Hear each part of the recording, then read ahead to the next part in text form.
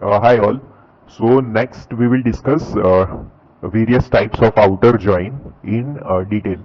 So first हमारा है left outer join. So उसका सिंबल होता है ये सिंबल होता है, मतलब बेसिकली इनर जॉइन का सिंबल यूज किया है और उसमें दो ब्रांचेस लेफ्ट साइड पर क्रिएट की है. So this signifies left outer join. So left outer join returns all the tuples of left relation यानी कि left table even though there is no matching tuple in the right relation. For such kind of tuples having no matching, the attributes of the right relation will be padded with null in the resultant relation. मतलब हमने पढ़ा था last class में कि left table के सारे रोज return करेगा left outer join और राइट टेबल के सिर्फ मैचिंग रोज रिटर्न करेगा आउटपुट में. तो लेफ्ट टेबल के जो अनमैच्ड रोज थे, जो मैच नहीं हुए किसी भी राइट टेबल के रोज से, सो उसके राइट पोर्शन में जो आउटपुट का राइट पोर्शन होगा उसमें नल वैल्यूज फिल कर देगा लेफ्ट आउटर जॉइन.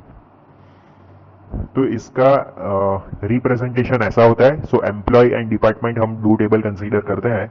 सो employee left outer join department. Now example के लिए हम ये दो टेबल्स कंसीडर करेंगे. एम्प्लॉय टेबल जिसमें 3 रिकॉर्ड्स है with employee ID 1 2 3 and we have department table with again 3 records 10 20 and 40. अभी देखो इसका अगर हम लेफ्ट आउटर ज्वाइन करेंगे तो लेफ्ट टेबल के ये तीनों रिकॉर्ड्स आउटपुट में डिस्प्ले होंगे. अभी राइट टेबल के कौन से डिस्प्ले होंगे? तो सिर्फ मैचिंग रोज ही राइट टेबल के डिस्प्ले होंगे. तो अभी देखो कॉमन कॉलम जो है हमारी डिपार्टमेंट आईडी कॉलम है.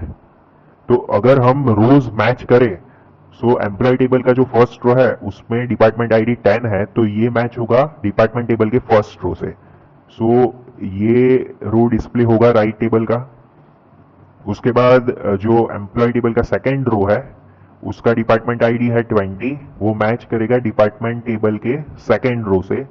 सो अगेन ये रो भी डिस्प्ले होगा. अभी देखो जो डिपार्टमेंट टेबल का लास्ट रिकॉर्ड है उसका डिपार्टमेंट आईडी 40 है. अभी 40 तो किसी भी एम्प्लॉय का डिपार्टमेंट आईडी नहीं है. सो दैट मीन्स ये जो लास्ट रिकॉर्ड है डिपार्टमेंट टेबल का ये डिस्प्ले नहीं होगा. लेकिन ये एम्प्लॉय टेबल जो कि लेफ्ट टेबल है उसके तो सारे रिकॉर्ड्स डिस्प्ले होंगे. लेकिन अभी देखो जो फाइनल आउटपुट हमारा आएगा वो कुछ इस तरीके से आएगा. So employee ID, employee name, department ID and department name. So इसमें अगेन जो कॉमन कॉलम है वो डुप्लीकेट मतलब मल्टीपल टाइम्स डिस्प्ले नहीं, कॉमन कॉलम जो है वो एक ही टाइम डिस्प्ले होगी. So employee ID, name, department ID and department name. तो ये तीनों रिकॉर्ड्स एम्प्लॉय टेबल के डिस्प्ले हुए. सो अब हमने देखा था कि फर्स्ट दो रिकॉर्ड्स के कॉरस्पॉन्डिंग तो डिपार्टमेंट नेम है डिपार्टमेंट टेबल में. लेकिन for the last record in employee table Sneha who is in department ID 30 उसके लिए कोई डिपार्टमेंट टेबल में कोई एंट्री नहीं थी ये पर्टिकुलर डिपार्टमेंट आईडी के लिए. So in that case right portion जो होगा आउटपुट में in case of left outer join so उसमें नल वैल्यूज फील हो जाएंगी. सो कुछ इस तरीके से.